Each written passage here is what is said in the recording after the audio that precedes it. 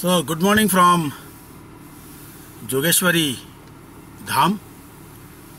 ये शिव जी के टेंपल का एक समूह है। यहाँ पे एक ही जगह पे 125 शिव जी के टेंपल है और लगभग ये 7वीं-8वीं शताब्दी के आसपास का मंदिर माना जाता है।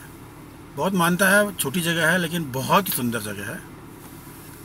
बहुत ही बढ़िया स्वयंभू दो मुखी शिवलिंग है और एक तरफ जो पहला शिवलिंग इस धरती पे आया जिसकी पूजा हुई है वो भी यहीं पे ही है।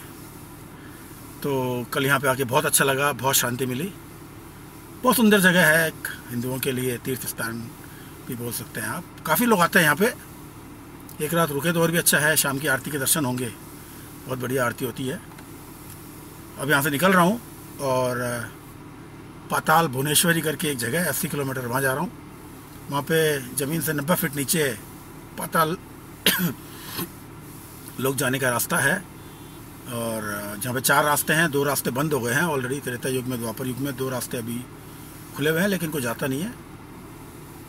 काफ़ी एक मिस्टीरियस जगह लगती है, लोग जाते हैं, कम जाते हैं।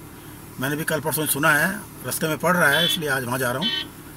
अगर टाइम रहा तो आगे निकल जाऊँगा, नहीं तो आज रात का स्टे वहीं पे हो जाए। खूबसूरत रास्ता है ये पाताल भुवनेश्वरी जाने का।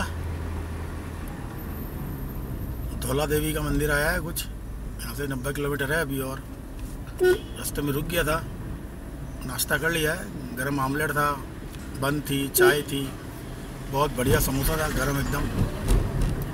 पेटू भर गया पूरा। अब रुकूंगा नहीं रास्ते में कहीं, सीधा जाके पाताल भुवनेश्वरी के दर्शन करेंगे। फिर उधर कुछ होम स्टे वगैरह लेके और रात को रुक जाएंगे। कुछ मिस्टीरियस जगह है, अच्छा है। कुछ नीचे जाके 90 फीट जा सकेंगे तो जाएंगे, अगर ज़्यादा रिस्की होगा तो नहीं जाएंगे। अगर आराम से जा सकेंगे तो चले जाएंगे।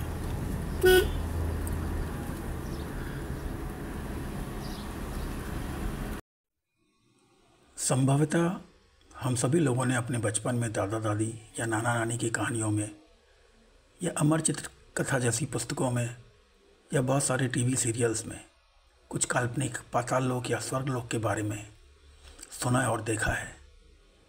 और उस वक्त हम उस मायावी और इल्यूसिव वर्ल्ड में अपने आप को कुछ समय के लिए खो जाते हैं। लेकिन पाताल भुवनेश्वरी गुफा में जाने का अनुभव मेरे लिए अद्भुत था और शायद ऐसा लग रहा था कि वो कहानियाँ कुछ सच ही रही होंगी। This place is a priceless gem of Uttarakhand, depicting Indian history, culture and heritage. It is one of the best religious place anyone has visited so far or would be doing so in future. It is predominantly dedicated to Lord Shiva. यह सबसे अच्छे धार्मिक स्थलों में से मुख्य रूप से भगवान शिव को समर्पित है। Every Indian must visit this place at least once in their lifetime to feel and believe the divine intervention or any supreme power or the presence of eternal power. इस बात का कोई ठोस सबूत नहीं है कि पहली बार किसने इस गुफा की खोज की या यहाँ सबसे पहले कौन पहुँचा। लेकिन यह कहा जाता है कि आदि शंकराचार्य ने 9वीं शताब्दी में यहाँ पहुँचे और फिर इस गुफा के बारे में यहाँ के आसपास के राजाओं को जानकारी दी। समीर द्वार से लेकर मंदिर तक जाने का बहुत ही खूबसूरत पहाड़ी रास्ता और उसके बाद गुफा के बहुत ही सकरे मुहाने से लेकर दोनों तरफ मोटी लोहे की चेन को पकड़कर फिसलने वाले पत्थर के रास्ते को पार करने के बाद then reaching down to 90 feet underground cave and then a tour of the huge cave with the guide is an extreme adventure in itself. The journey from narrow mouth to reach finally the underground cave safely and slowly approximately takes nearly 10 to 15 minutes. Once I reached there, it is just beyond imagination and a miracle world. It is an entirely different world in the entire Brahmand. Then the guide in a team of 20 to 25 people narrating the different mythological stories associated with different parts of the words. यह भी कहा जाता है कि इस गुफा के अंदर एक रास्ता जो है वो माउंट कैलाश की तरफ जाता है। The entire tour of cave with the guide cannot be adequately put in words. It is a feeling, and one has to visit the cave to experience this unique marvel of nature. गुफा के नीचे 4 रास्ते बने हुए हैं, जिसमें से 2 रास्ते ऑलरेडी बंद हैं और 2 रास्ते अभी भी खुले हुए हैं। लेकिन ये 2 रास्ते कहाँ जाते हैं ये किसी को पता नहीं है, और इन 4 रास्तों को हम लोग अपनी आँखों से देख सकते हैं। पाताल भुवनेश्वरी मंदिर कमेटी का व्यवस्था बहुत ही सुचारू है, और गुफा के नीचे लाइट की व्यवस्था भी है और इमरजेंसी के लिए ऊपर जनरेटर की व्यवस्था भी है। गुफा के नीचे किसी भी तरह की वीडियोग्राफी और फोटोग्राफी करना सख्त मना है, इसलिए आपके मोबाइल और कैमरे को टिकट काउंटर पर ही जमा कर लेते हैं।